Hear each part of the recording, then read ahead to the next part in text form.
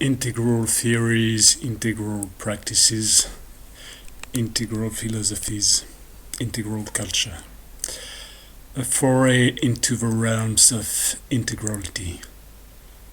So what's the point of studying or practicing or debating something like the integrality? Right now, as we're living the slow or not so slow disintegration of most of our societies and world in many ways, when we see the fabric of life and the fabric of collective human endeavors being compromised, we are oftentimes pushed either towards trying to understand this disintegration or trying to find ways to counter it by studying integration as such. So what are integral theories? What are integral practices? Integral philosophies? So first we'll need to delve into the actual world of integral. What's the meaning of integral? In Latin it comes from in, the negative prefix, meaning not, and tango, tangere, or tago, tagere, which would mean touch. So the meaning of integral would first be untouched, with all the potential sub-meanings assigned to it. Untouched as complete, unbroken, unsoiled, unsullied, undamaged, unhurt. And at the same time, the idea of touch can mean as well touching money, hence the name intègre in French, which would be the same as integer in Latin. And intègre would mean someone whose probity prevents him from receiving money as a bribe. So the touch could also mean being touched emotionally by something. And untouched there would be not being emotionally tied or emotionally pierced by something. So this integrality, as a common use of a word would show, branches into various directions. One direction of integral would mean what's whole, what includes everything. And there we can explore the various words that are assigned to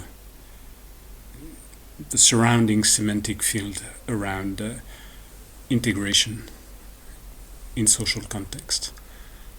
So we often see words like integration put in contrast or put in context with other words like in French you'd have insertion, social insertion. It means something different from social integration. And you would have the polarity inclusion, exclusion. So there we would have a common way of perceiving society as a set, and this set is defined by a tag, the name of a society or the ideas that are behind it. Amongst the tags defining the society, you'd find rules of inclusion and rules of exclusion. The rules of inclusion would define all members of a set, all the elements that are included in the set. The rules of exclusion would conversely define all that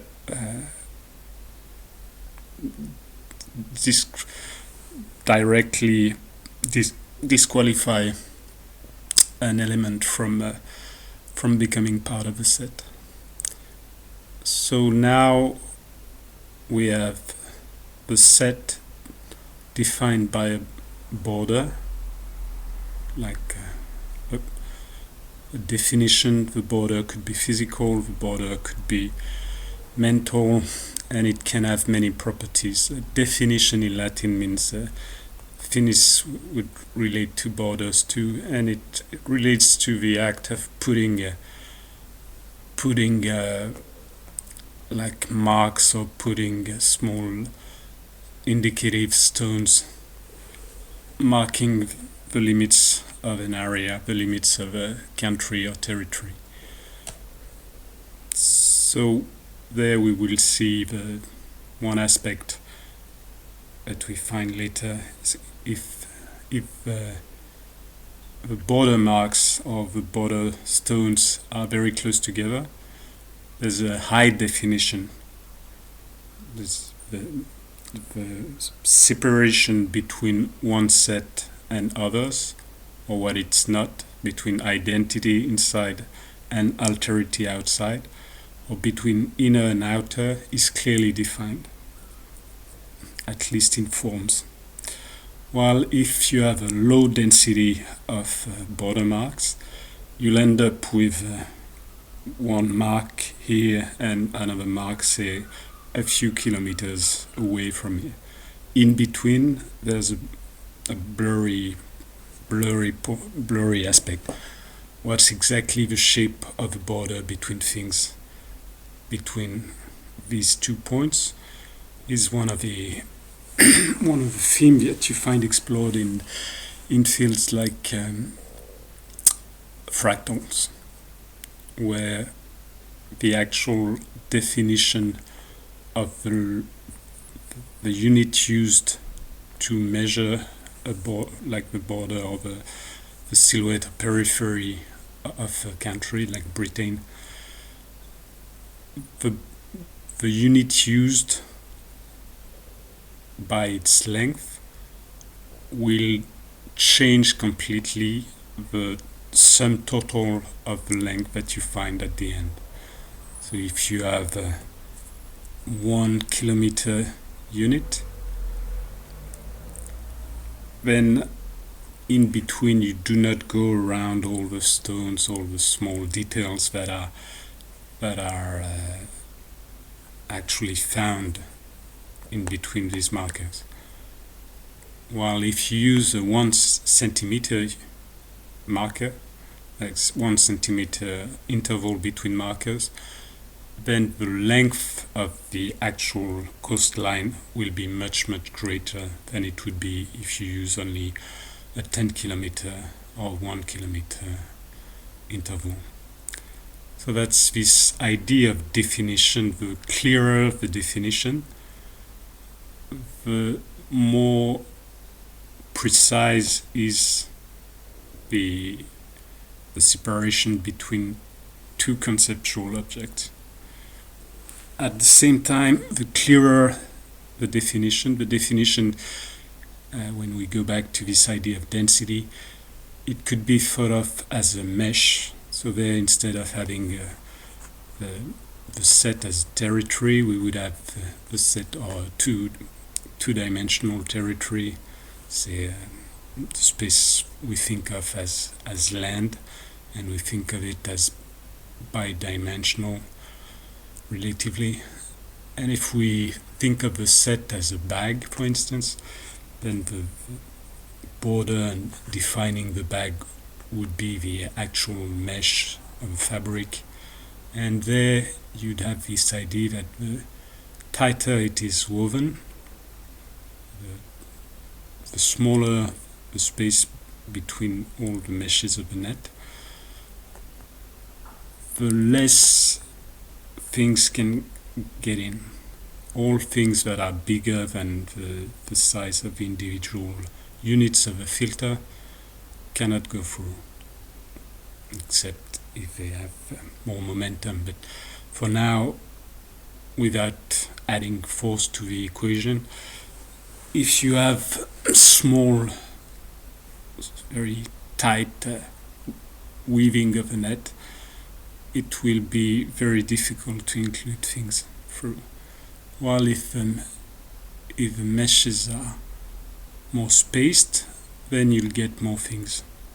So if you think about a mesh like this, and you think about a fishing net, for instance. So if you make distance between, like the density is basically the ratio of emptiness, relative emptiness, to relative fullness. If you have more emptiness, you have more access in and out. If you have more fullness, you have more areas that are already occupied, and so you have more ability of retention, of keeping or preventing entrance and exit. So the density of the net will play a big role into its ability to include things, and it will play a big role in its ability to extend to other things as well. A very, very clearly defined concept or idea or word cannot be used for any other use. You cannot spread its use easily. It's very tight. It's rigid. A very loose net with a lot of space in between, a lot of undefined areas in between these lines that are clearly defined, will allow for more inclusion from outside, and will allow for a more spread of the ideas outwards. So when we get back to this integral idea, one of the first aspects of integrality would be the all-inclusiveness. As I mentioned, there's a difference between inclusion and integration. Oftentimes, when we get back to the idea of the bag and the set, inclusion only means that you put something in a topological area or symbolical space. Exclusion means that this thing is not in this space. Integration would mean something different. Oftentimes it would carry the meaning of working together. Something is integrated into the working of something, integrated into a system. For instance, you often find this idea of integrated hierarchies of systems or nested systems. So there, when we mention the idea that someone is well integrated into a company or any functional endeavor, there's oftentimes this idea of working together and working well together. While inclusion would only mean that the thing is inside, is considered as belonging to the set. It doesn't necessarily mean that it works well with it. So another differentiation that you find in meaning, so the difference of integration there could be on one side ill integration, something doesn't work well. Disintegration, something is breaking down. It's not breaking down in the idea that things are going away, like when we mentioned the disintegration of society, of disintegration of some ecosystems, it doesn't mean that the population is moving away or necessarily dying, although it could well be the case, for instance, for many ecosystems and many human systems as well. What's meant is that the actual mutual relationships that allow for the proper working and functioning of the system is breaking down. So you could very well have something like, say, a small stone that's included into the space of the machinery, but it's not integrated to the space. It's not supposed, it doesn't have a role, or it doesn't have a proper place where it could click together with the others. So the small stone of a speck of like a grain of sand, the grain of sand that it's included but not integrated, will eventually either be somewhere where it doesn't play any role, but it doesn't interact with the functioning, or it is in a place where it could be affected by the machinery itself and be crushed, be grinded, or any other friction applied to it, or eating up or whatnot. And at the same time, if it finds itself in interaction with these things, this grain of sand will on its own be able to damage or change slightly the angles of the working, and say damage the cogs of the cogs of the metal of a piece of machinery, for instance. So there, the inclusion without integration to the actual working, to the actual goals or finalities or teleology of the entire system would prove detrimental to it. And as mentioned first, the first thing that would appear is that this individual grain of sand that you could think of as individuals that are not that are included to society, for instance, but not integrated into it. The first thing that appears a long time before they start to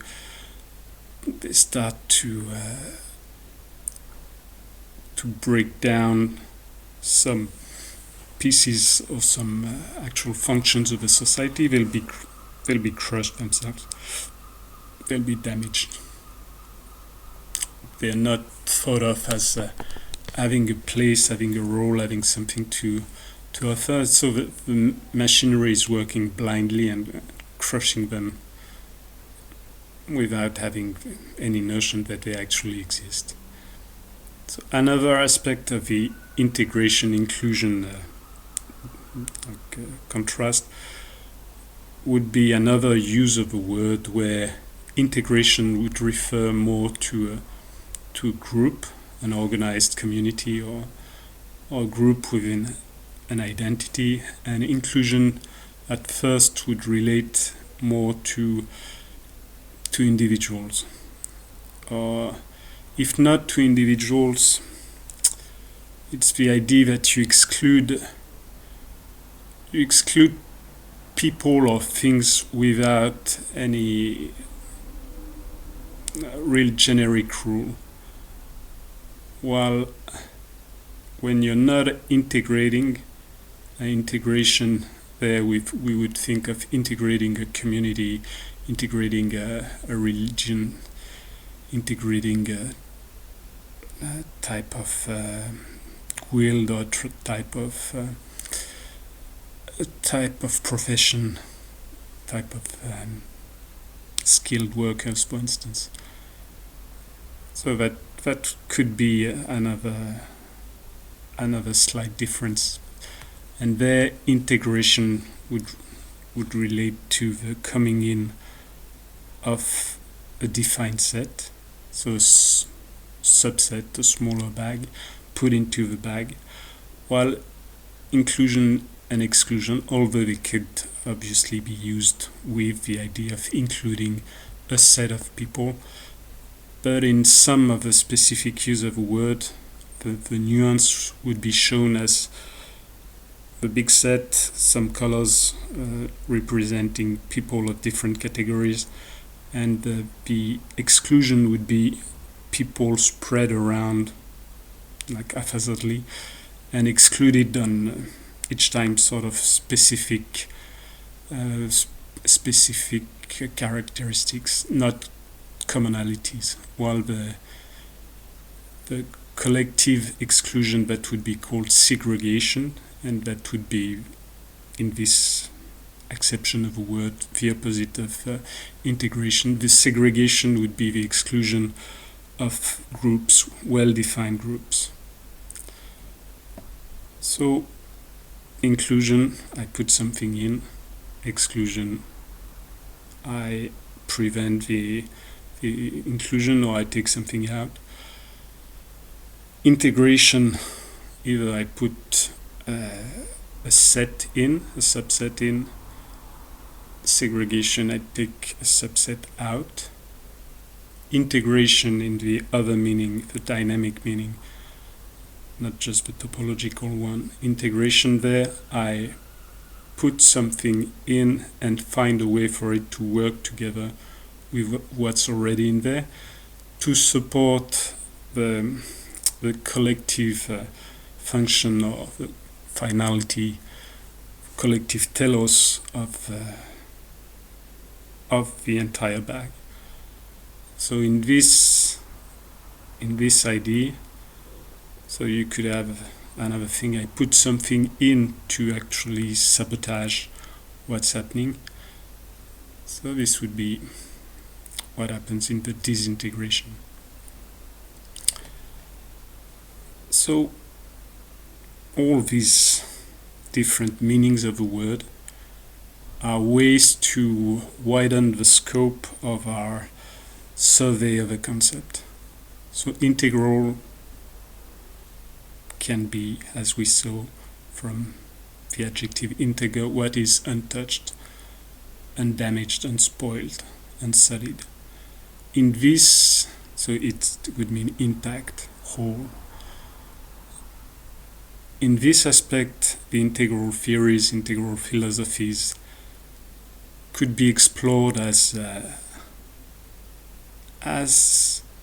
things that are whole, in the same meaning that we give to, same origin in Greek, to holistic sciences, holistic health, holistic medicine, whatnot, gets the idea that we consider all the aspects, and all the aspects as a whole, as a complete set working together.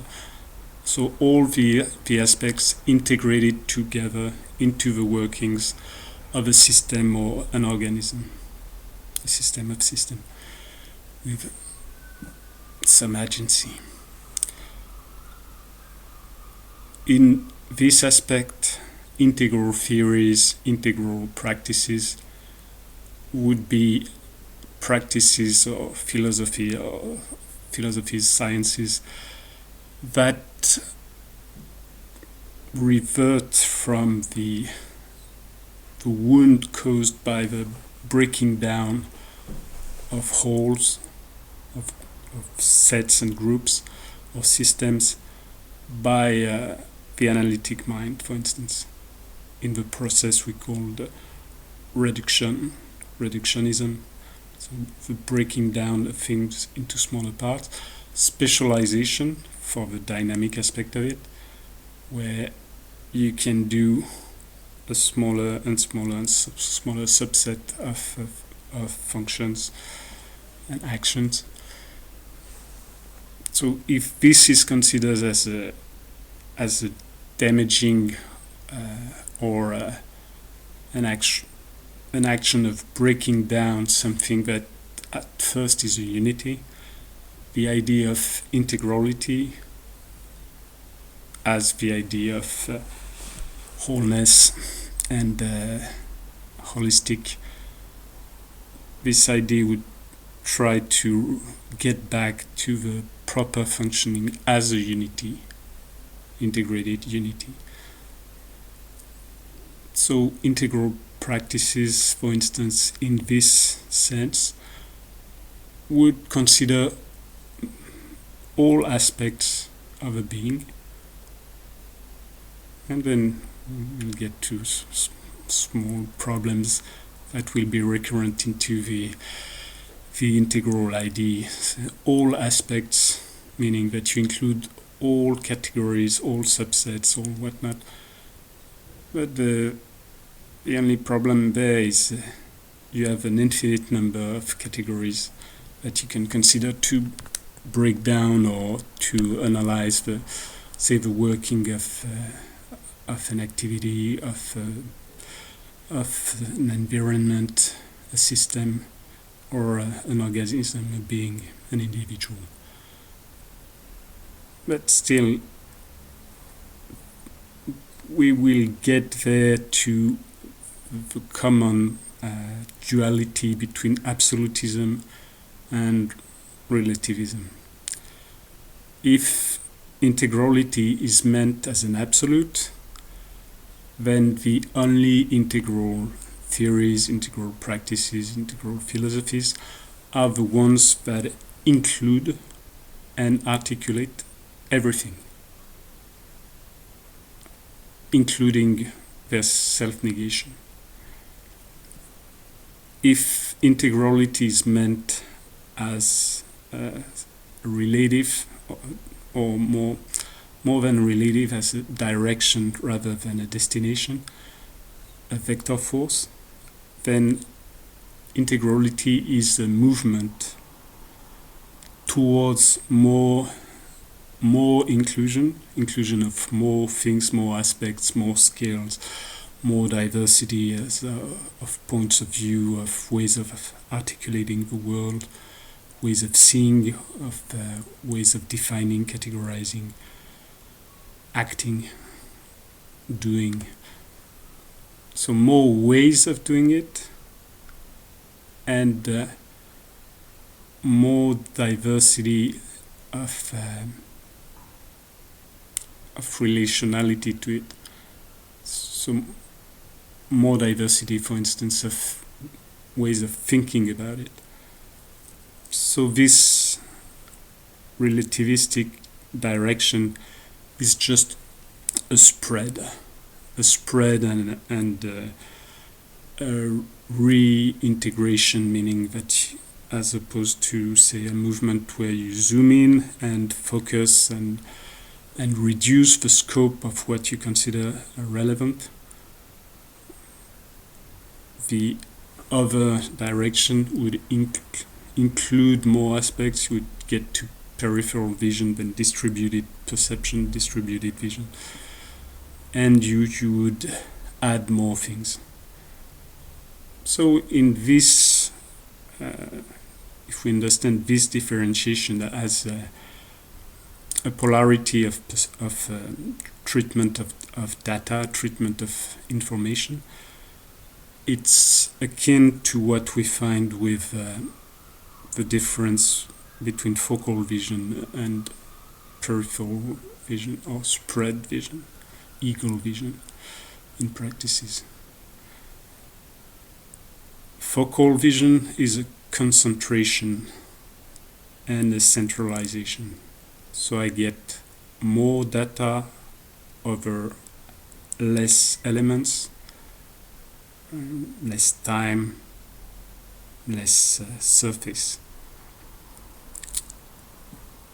Wide-angle vision, which can be called peripheral vision in one of its aspects, or distributed vision in another one.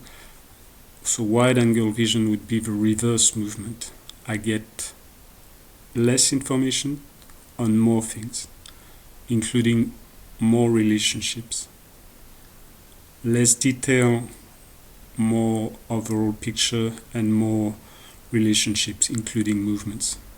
So that's why when you try to catch a ball coming at you, if you look at the ball, you get nice details of what's written, maybe, or the patterns on the ball, but then oftentimes you'll find them imprinted on your face later, because you get a lot of detail, but you do not have sufficient relationships to the surrounding space to actually find your marks and catch the ball. So this would be a general definition. Obviously, it goes with specific physiological differences of the number of cells dealing with vision in the center of the eye as compared to the outer ridge. But it could be thought that this unequal concentration of cells is related to a specific hues. So it goes both ways. The hues creates the structure then facilitates or encourages the use as well. So these ideas of inclusion now, it could be thought as a way of inclusion bringing things together, integration making them work together, or finding a way to organize them together into a functioning whole. So they could be thought of as a sort of medicine or healing more than medicine. A healing of fragmented points of view, fragmented approaches to the world. And fragmented being what's meant also by analytical. And the analytic mind is exactly the same as the focal perception. The analytic, I will dissect things so that I can analyze, I can observe and zoom in on each separate thing, know it well, eventually break it down further to get to another level of scale. And when I know it full well, then I can start to see how it interacts with the one right beside it, for instance, or all the ones it touches. The integral approach would be a reverse movement. The peripheral movement would mean that it's spreading toward the side of the picture. If I go when we use the word peripheral vision for the actual practice of using your senses, or your sight at first, and then you can spread it to all of the senses. Peripheral would really carry the idea that you're spreading towards the limits of your field of vision, and you're pushing out. While distributed vision would be a different use of perception, where you would equalize the amount of attention that you have towards all points of the area that you're covering. But for now, this integral idea could both be a pushing outwards to spread the actual field of the actual domain, the territory of what you're considering, and at the same time distribution inside to cover equally the zones that are included but are not seen, are not detailed enough, are not aware enough inside. So if we take a society, for instance, you find that many areas of a country, say a centralized country like France, most of the attention, most of the social awareness will be in the capital. So where you have biggest density of population, density of information, density of power, density of matter, resources, density of energy. Same goes fractally. The capital of each region would have more than the rest of the region, and then the cities would have more than the surrounding rural landscapes or villages, and then the village would have more, the village of a house, the actual human built structures would get more attention, more information, more energy, more elements, more water, more everything than all the surrounding. So when we get this idea, you'll see very fast that many parts of society are included forcefully, just by the fact that they exist in the set, the topological set of the territory that's appropriated by the social structure, but they're not integrated. Very few modern societies take into account what in all the societies you would call the unique gift, the unique treasure, the unique self of individuals. So the very, very specific blend at any given time of unique sensibility, unique experiences, unique creativity, and unique finalities, unique goals would create for each individual being, each individual thing, if one becomes aware or conscious of this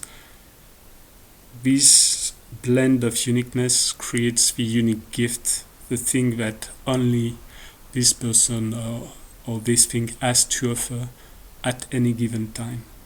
So the gifts would change over time. You have a scaling of the gifts and the scaling of this unicity, this unique self idea, in the word of Mark Gaffney. But if you do not see people or places or animals or plants or whatnot as gifts, as things of value that are included into the realm of your awareness, as potentialities, but potentialities for the best, potentialities for bringing out or bringing forth something that's very valuable for everybody or for everything. If you do not see it, these beings and things and places, as gifts, then you start to see them either as burdens, as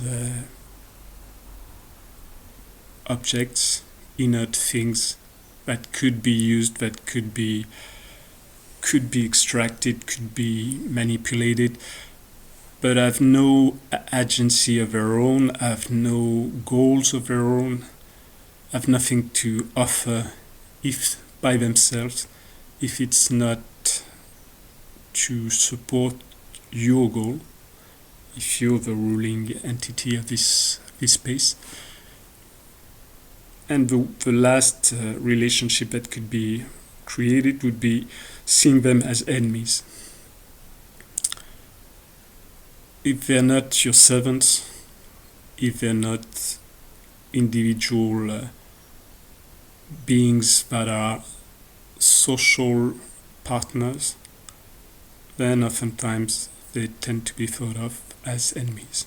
Hence the qualification of the plants that would grow on their own somewhere where you might want them not to grow, might want something else to grow, as weeds, or in French, for instance, you'd call them bad plants, mauvaise herbe. Same for children that would, you force them to go to school, or you force them to go to any type of sport or activity, and they do not comply, or they cannot comply, or they cannot perform, or they cannot act the way adults think they should act, and there we'd call them in French same bad pupils or bad children, displaying bad behaviors. And the same will go for people living included into the geographical area that's been appropriated by a social group and called a country, for instance, or city, or any other smaller division. And so people are included into this, but they're not integrated into this, either by the society not bringing them forward or providing them with opportunities to participate, or by the fact that there's a discrepancy between their inner callings and that of society, for instance, which is something that you'd find very commonly nowadays. Many young people and many older people do not resonate at all with the directions, the finalities expressed in society or not expressed in society, the lack of meaning, the lack of commonalities, the lack of empathy. So all the people that do not resonate with this or do not share this vector force, say towards war, they'll start to feel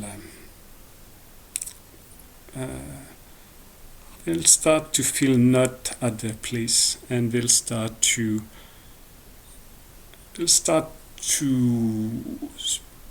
become burdens to the working of a society that goes in this direction. So you'd see this in people we call whistleblowers, for instance. Whistleblowers are people working into a societal frame. The societal frame is a company. The company follows goals that would be egotistic or profit-oriented, and this could be going exactly against the ethical rules or the proper goals and directions and the finalities of individuals. And at one point, these individuals will think that they're stopping the company from doing what it does is the best thing they can do while working in the company. So they can stay inside the company. They could leave and try to alert people there, but many of them would also first try to gather information, gather proof, or even sabotage what's being done while working in the company, while they're in positions of power or positions where they can access informations. They're not foreigners to this company. So the same thing will apply to a bigger society. Out of not being integrated, people will work as this grain of sand or gravel into the big machine. And there we see the problem that arises also when we consider the bag, say the country, the company. If we consider the bag as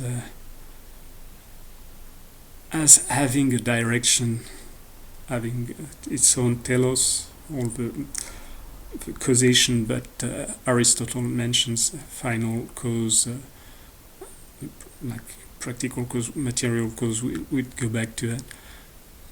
But if we consider it as having its own directions, vector forces, that are completely separate from the ones of people and beings and places and systems constituting it, then oftentimes you'll see these situations where the inner vector forces of the smaller bags or of the individual elements inside the bigger bag do not add up. They do not cohere into a common direction, common goal. So the vector forces are not becoming coherent and multiplying each other or adding to each other's space. They break down, so they slow each other down by going in all directions or going directly against the global directions of society. It's very, very rare that a society is small enough to have only one direction. This society, by its own meaning, is an aggregation of socius, of alliances, of friendships, of associations. So it aggregates together small subsets that have their own agencies, their own goals, their own things to do.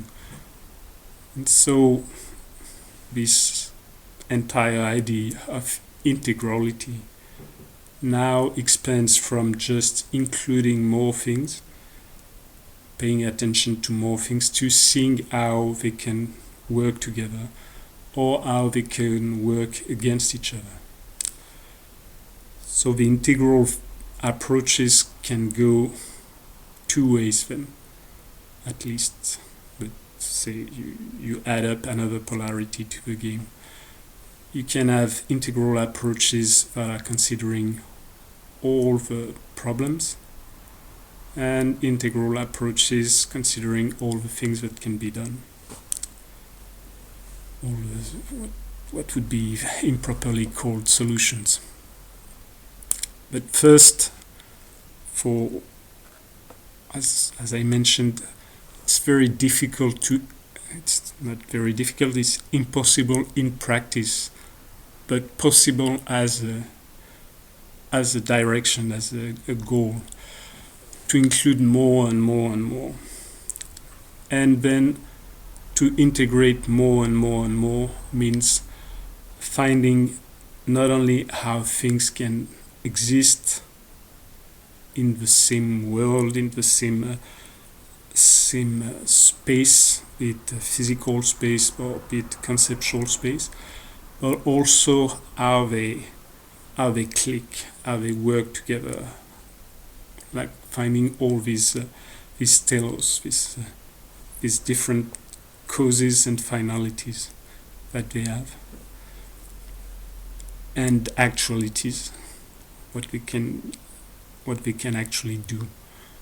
So if we consider very simple delineations of integrality, you find the old ideas of the different levels or different bodies that you find in India, you find it in China, you had it in Europe, you had it in most cultures.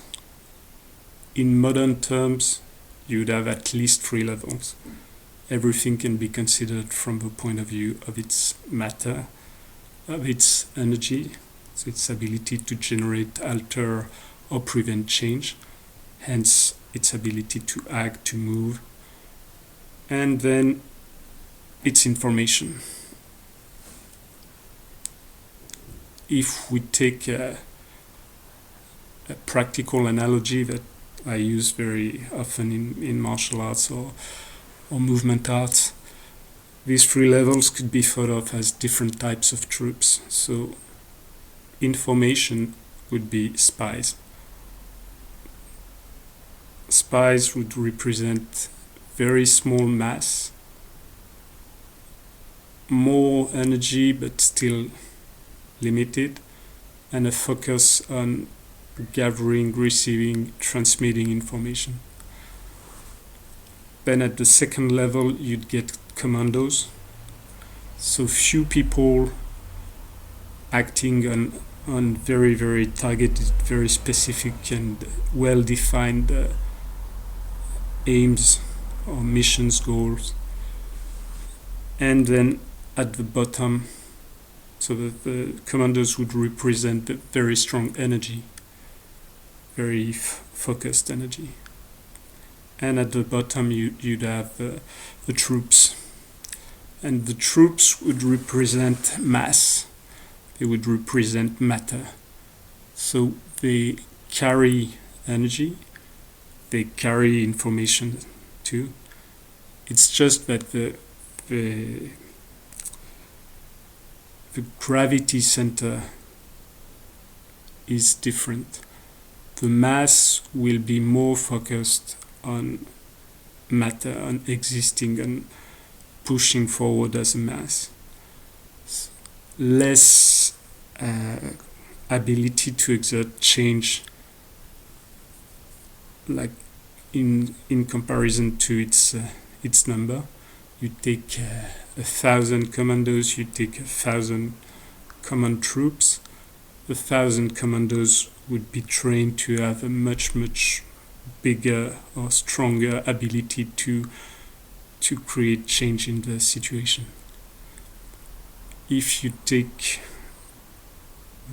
a few spies well trained, the few spies would have much more ability to collect data, to communicate data, to spread it, to alter it, change it, whatnot, than all the troops together and maybe all the commandos together.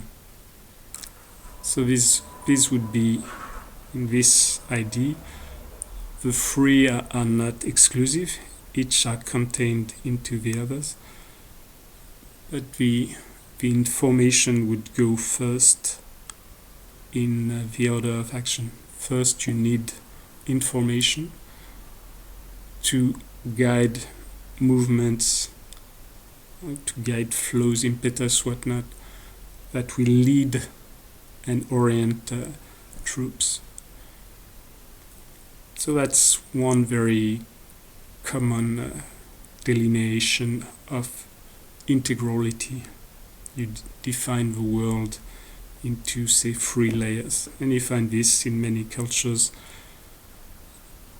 If you find the most integrative unity, the biggest set in which you can put everything, but you'd get to the one, you'd get to the divine, the all including whole. And there you'd have many ways of picturing this.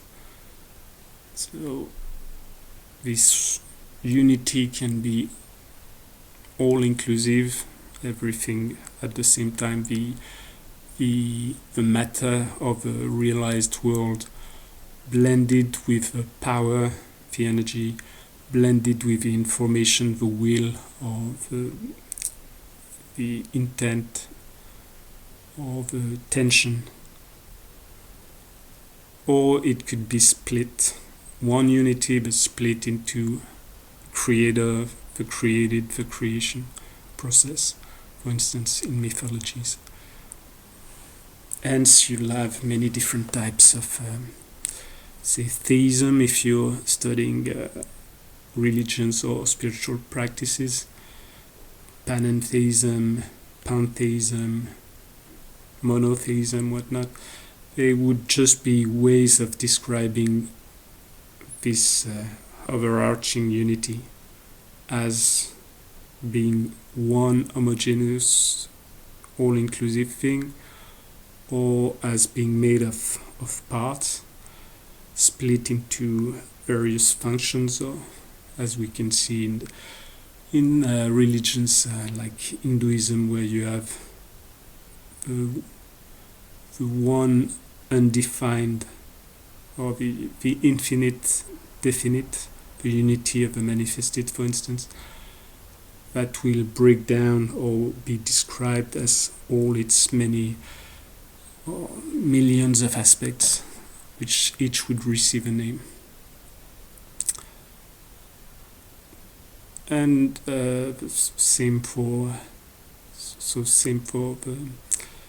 the other type of religiosity. From one you get to the two.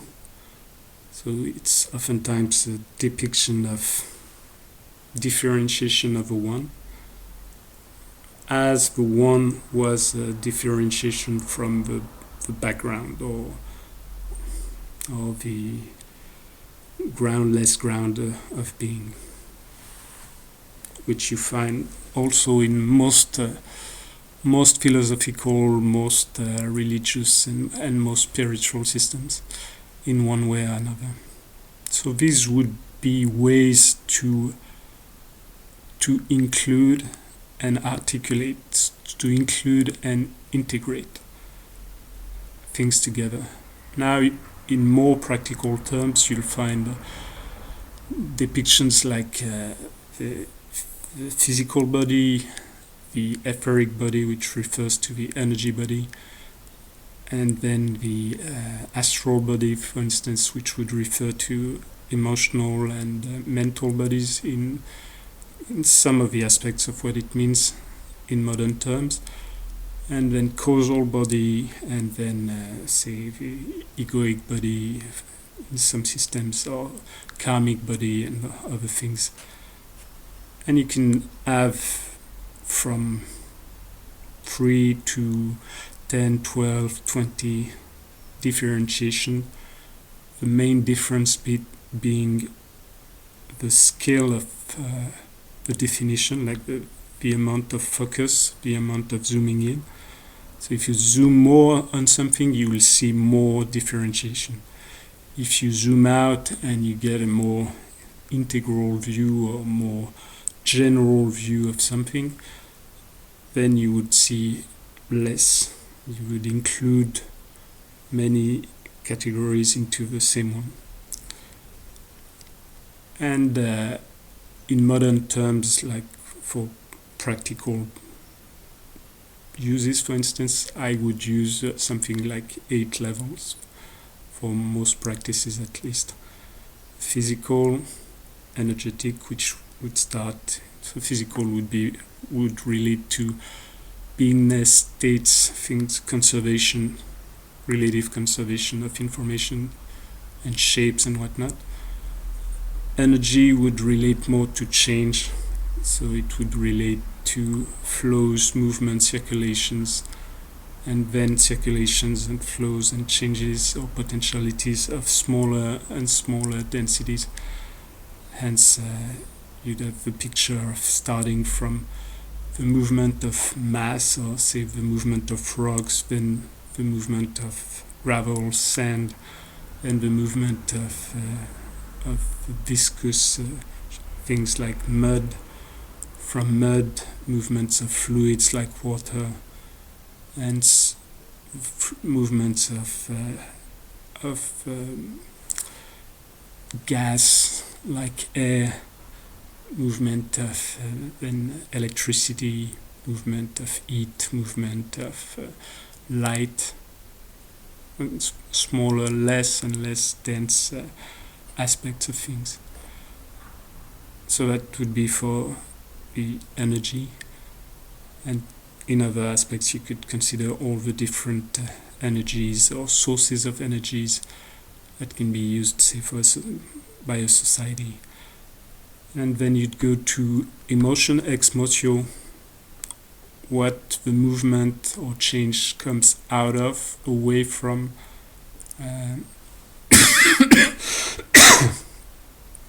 So ex in Latin, the origin, the point of distancing, of differentiating, dissociating.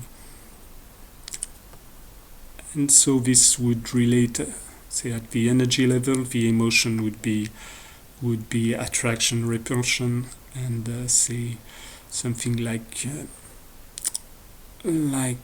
fusion, fission, for instance, blending in or extracting out, or adding adding, subtracting, all the basic operations. So emotions, when you get to the level of human beings, could be considered as very complex or complicated blends of attraction, repulsions, opening, closings, inclusion, exclusions, and aggregation, disaggregation, for instance. So you get then to mental structures, which would be the basic name that could be given to all the aggregates of information, from data aggregated into stimuli aggregated into perceptions aggregated into interpretations, or interpretations of what's perceived aggregated into narratives aggregated into models, or later what we call knowledge, the strong pattern of identification of information, and so on. So that would go for, so in this model, for instance, the mental realm would include everything from perception to thought to all the pre-conscious interpretation, classification, definition of things. Then you move to the social realm, the realm of associations, so as mentioned, alliances, enmities, all relationships that can be mapped in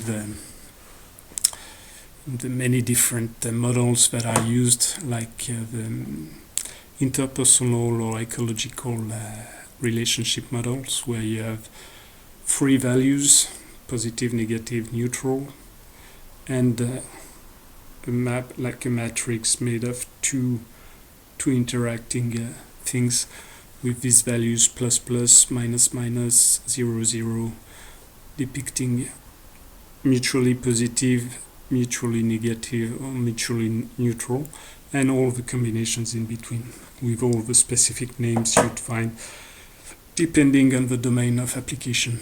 So if you're in ecological terms, you'll find competition as the minus minus. You'd find predation as plus minus, then amensalism, so living on something with a small detrimental aspect for one and neutral for the other. But 0 minus, 0 0 neutralism, commensalism, positive aspect for one, neutral for the other. And then you get to mutualism, mutualistic symbiosis and whatnot, plus plus.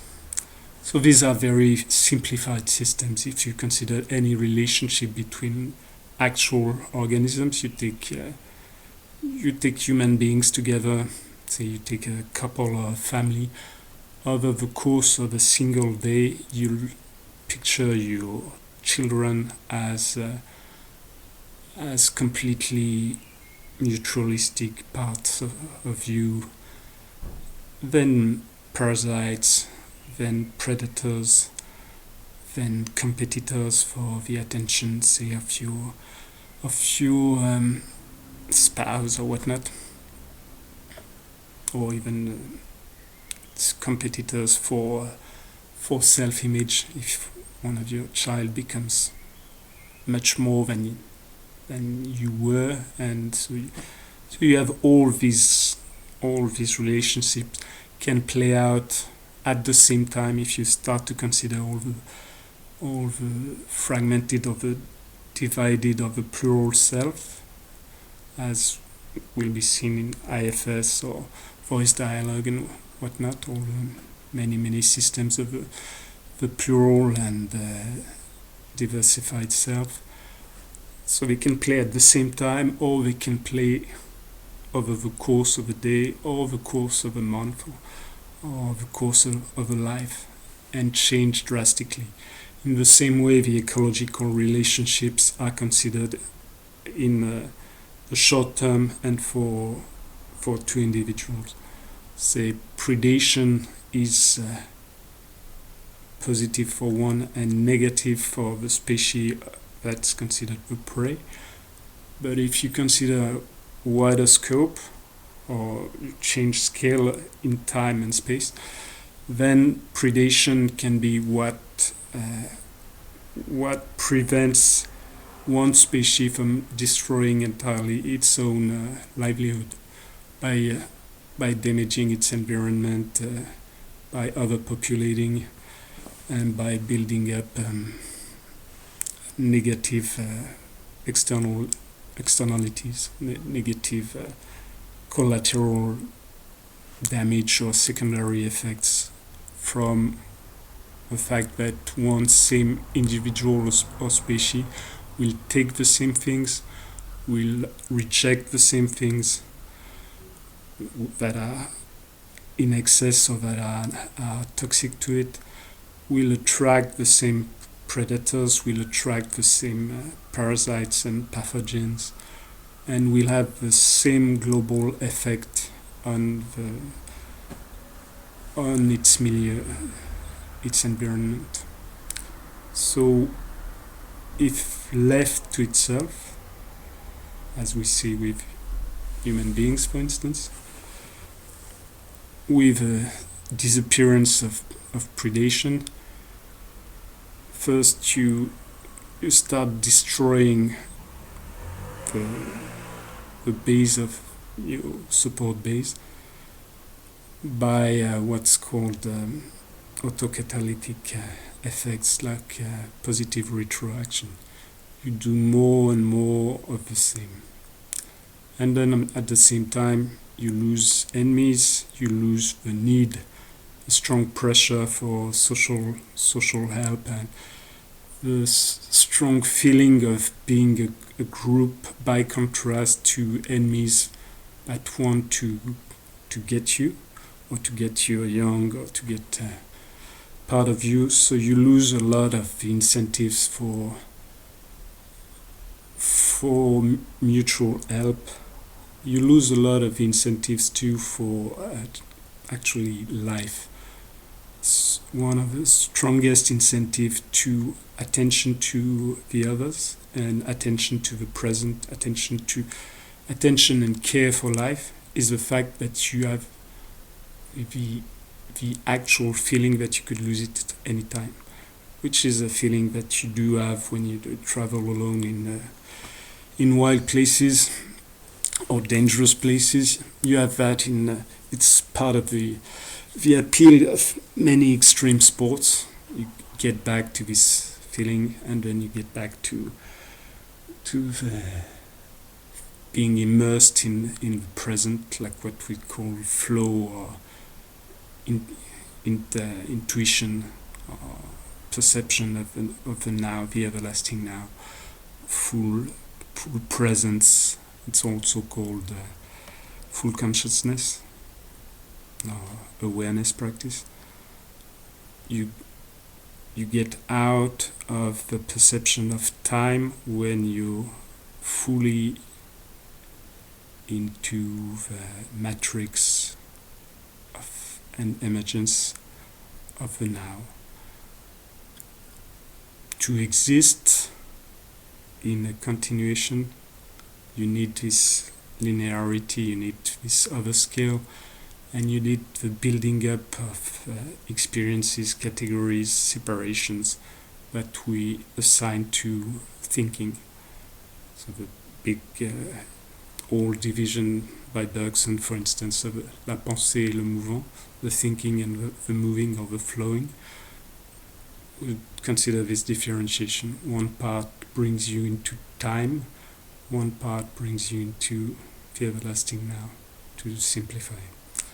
That's the same idea that you'd find in the plural self approaches like IFS. What's called the core, the center of the being that displays most of its fearless characteristics, most of its calm, most of its many of the very positive aspects is actually, when you look at it, is the part that's completely related to the present. In the now, if you have no notion of past and future, there's nothing to fear, there's nothing to crave for. It's not even curiosity, because you do not have the categories of definition that would extract you from what you have around. So it's not only curiosity, you're fully aware of all that is, because all that is all you are. You need time and you need memory to create a category of identification and alienation. So this presence in the now is also a side effect of danger, and the feeling that this now is fragile.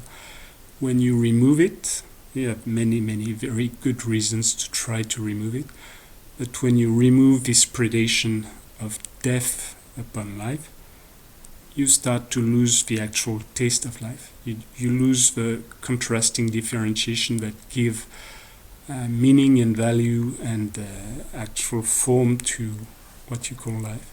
Hence the big disarray when we're drifting through life. Someone tries to go after your life, this drifting is gone very fast. You know the meaning of your life, or you know the direction of your life, which is to stay alive. If you have no more goals, because you have no more threats, it's much more difficult. In the same way as if you have no more scarcity, all the basic principle of sharing, of saving, like all this ingenuity of that's the abundance mentality is found when you get this feeling of scarcity.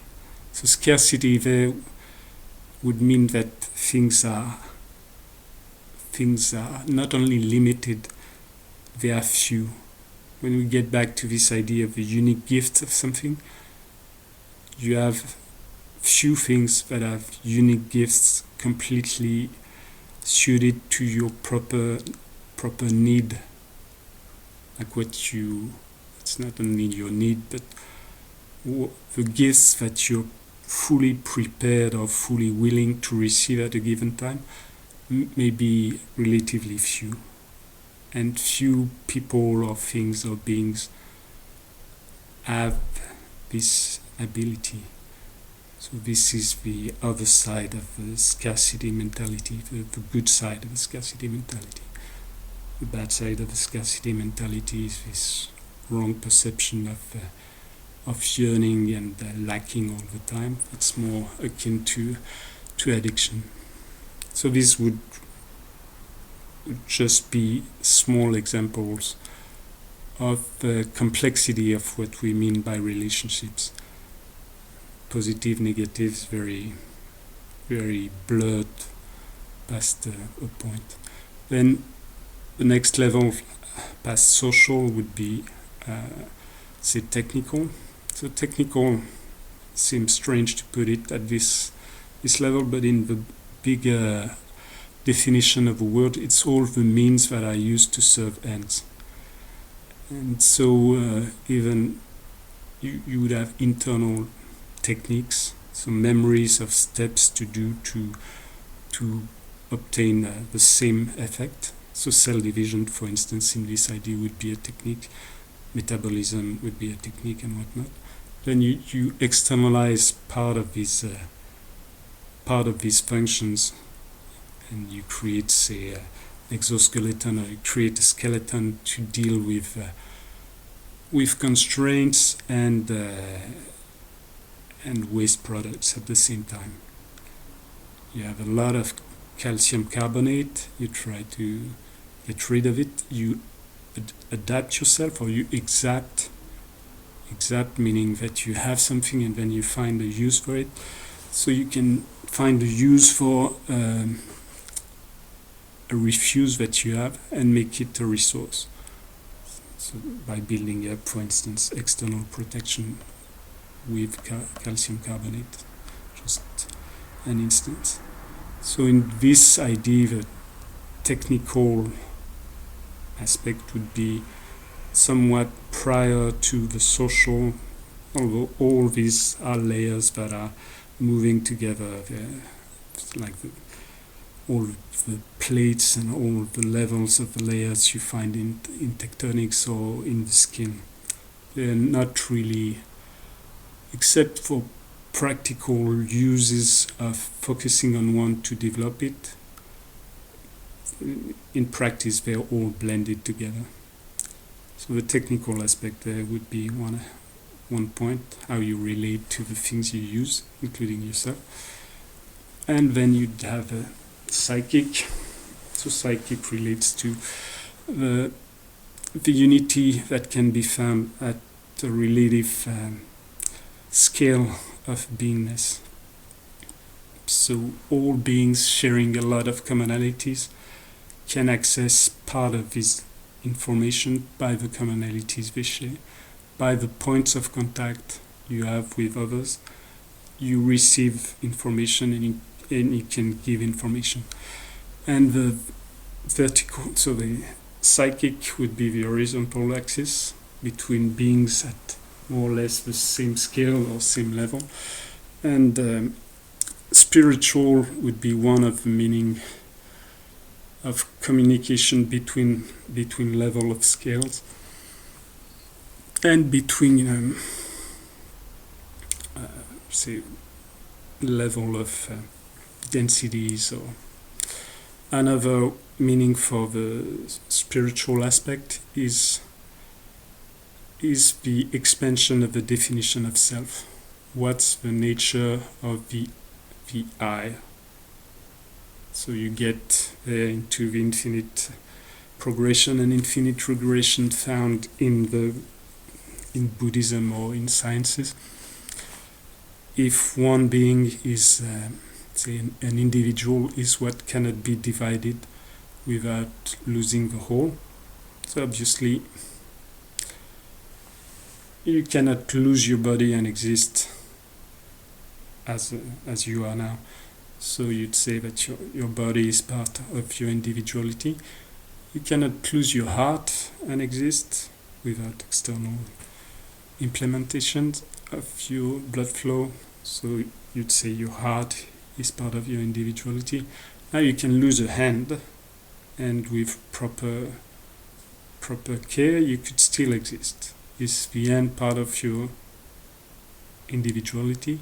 Oftentimes, yes, because if you lose, say, both hands and you're on your own, all the abilities and functions that you lose with these appendages will most likely kill you in the short to medium term. Same for your legs. You can survive, but for how long? So when we think about individual, the individual can be a cell of a social organism, and the social organism could keep an individual without legs and arms alive. But if we take the individual as the unit, as the one that cannot be divided, then if the individual is alone and loses legs and arms, survival is very unlikely. Same for pretty much any part of the body. So out of that, your body is assigned to your feeling of being yourself. Same with your ideas, your mind, your perception, your consciousness. When you lose your consciousness, you're not yourself. You have no memory. You lose your memory, you lose memory in the bigger sense of conservation of information over time. Even the notion of time comes from the ability to maintain this felt continuity. So if you lose your memory, you lose yourself. If you lose all sorts of memory, if you lose the memory of where your cells should go, the shape they must have, the the processes they must go through. If you lose all memory at the same time, you're dead. So these memories, these identities are perceived as parts of self. But now if you lose the smaller parts, say you lose your microbiome, so as we're living right now with a massive experience in biocide that we're doing worldwide for the last century, and intensifying in the last 50 years. If we lose all these others that are ourselves, that made ourselves through endosymbiosis, then we lose some of these symbioses give rise to spermatozoids, for instance. We start to lose them a lot. They give rise to mitochondria, the organelles that carry a different DNA from what's in the nucleus of your cells, and that are the energy provider of your system. They are bacteria too. They are these others that made the self. And you start to destroy external bacteria and viruses and whatnot. You're made of bacteria, viruses and whatnot. And that's the nature, the physical nature of what we are before we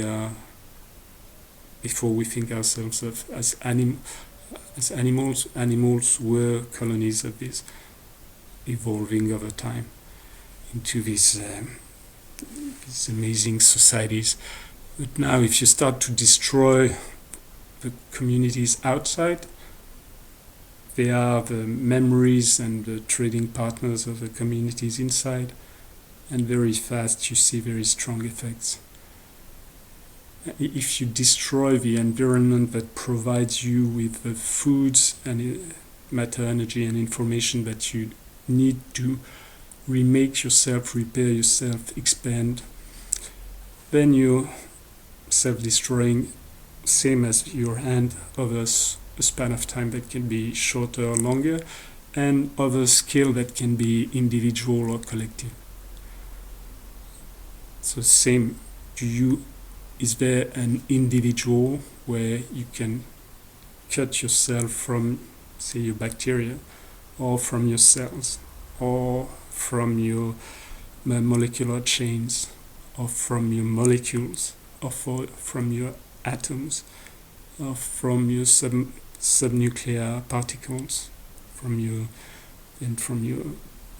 quarks and whatnot, gluons. And each time when you go down, you cannot separate yourself from these smaller levels of yourself.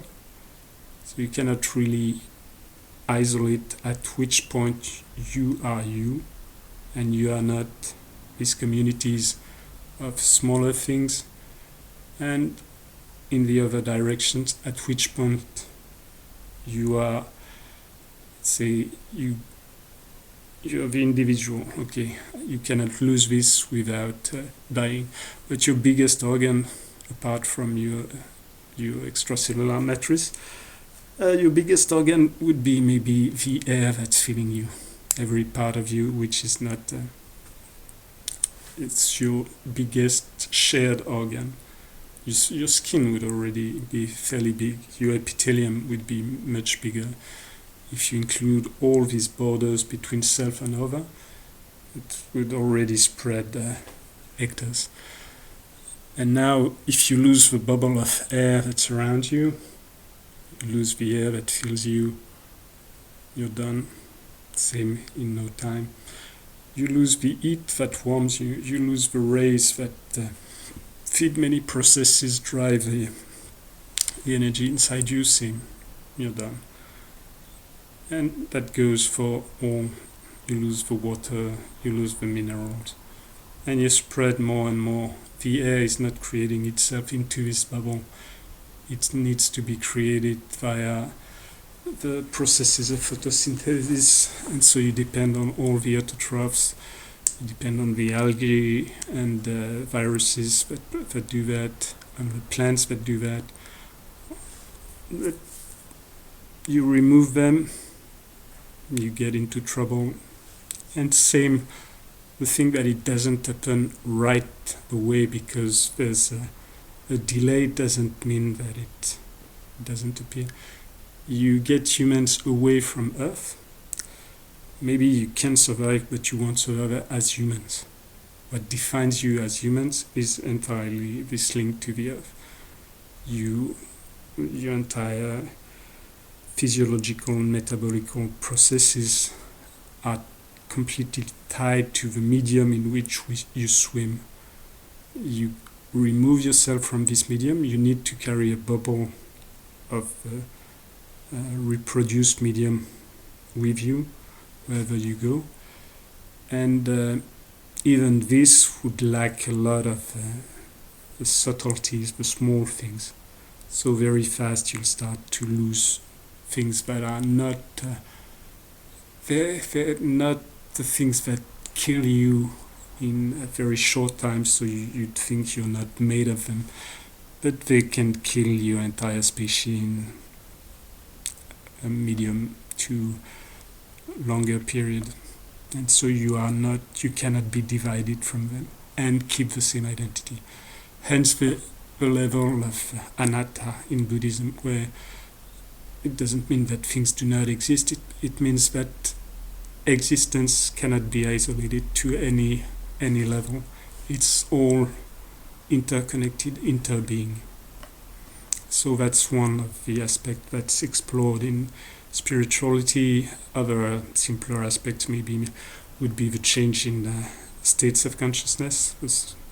There's changes in levels of consciousness, how you interpret what you perceive via the states of consciousness, would be a link between the spiritual and the mental.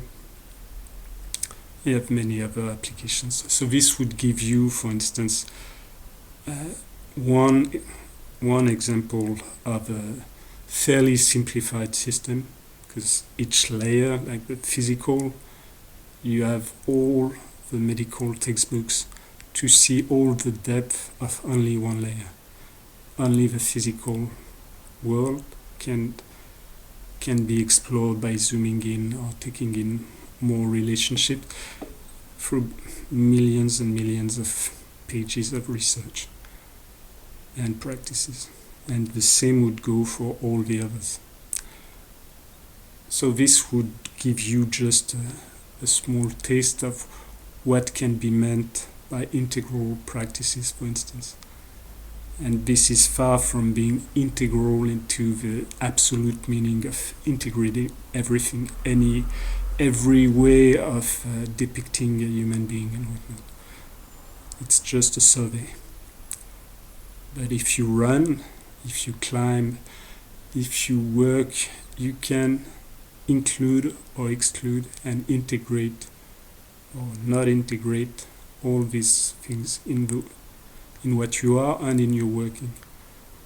If you integrate, for instance, I start to integrate the physical aspect of posture, and I start to see that maybe I would feel better like this. I start to integrate the aspect of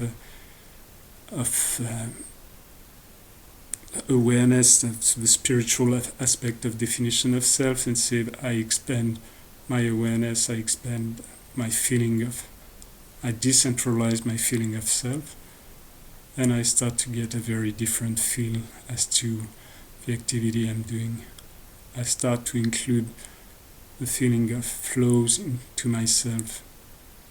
I become aware and I make the breath participate in the flow of heat and the flow of tiny movements inside myself, and I get another feeling. And not only another feeling, I would get a very different result to my actions. If we isolate and we run by crushing dead feet and dead shoes on dead ground, we can do things, but far less, and we get different results from feeling the ground, receiving the ground, interacting, putting energy, putting emotion, putting narratives, putting social relationships, putting technical intermediaries, putting psychic communication or spiritual communication between us.